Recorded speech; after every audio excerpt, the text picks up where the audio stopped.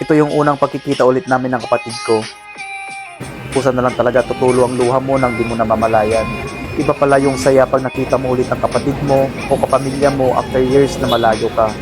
Alam nyo ba noon, magkapatid kami pero lagi kaming magkaaway. Ngayon, magkapatid na, best friend pa. Sino nakarelate dyan mga idol sa dalawang magkapatid na laging magkaaway noon? So ayun na nga mga boss, mga idol, ito na yung araw na pagdating natin dito sa NAIA or dito sa Pilipinas mga idol. At habang papunta nga ako sa baggage counter mga boss, mga idol, ay parang hinahanap ko na talaga yung kapatid ko ng mga oras na yan. At after ilang minuto nga na pagpipila sa immigration mga boss, mga idol, at pag-aantay ng luggage natin ay ito na, nakuha na natin mga boss, mga idol. At ayun na, palabas na tayo ng airport at magkikita na nga kami ng kapatid ko. Iba pala talaga yung excitement, yung pakiramdam na after ilang taon mga boss, mga idol, ay magkikita kayo ng kapatid mo, ng mga kapamilya mo dito sa Pilipinas.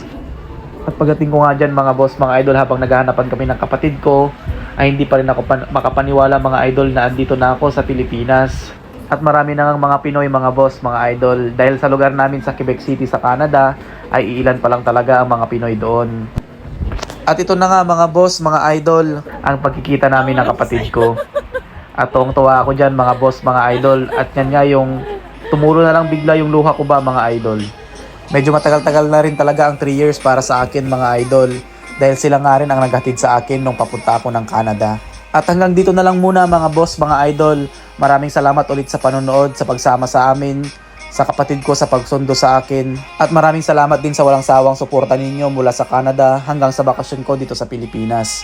At abangan ninyo mga boss, mga idol, ang susunod nating vlog, ang kabuuan ng ating flight from Canada to Montreal, Montreal to Dubai, and Dubai to Pilipinas mga idol. At abangan niyo rin ang ating mga food vlogs dito sa Pilipinas dahil miss talaga natin ang mga pagkaing Pinoy mga idol. Ang Jollibee, ang mga iba't ibang restaurant, mga fast food at mga pagkain dito sa Pilipinas. Again, thank you for watching mga boss, mga idol. Merci beaucoup. Thank you. Salamat. Bye-bye.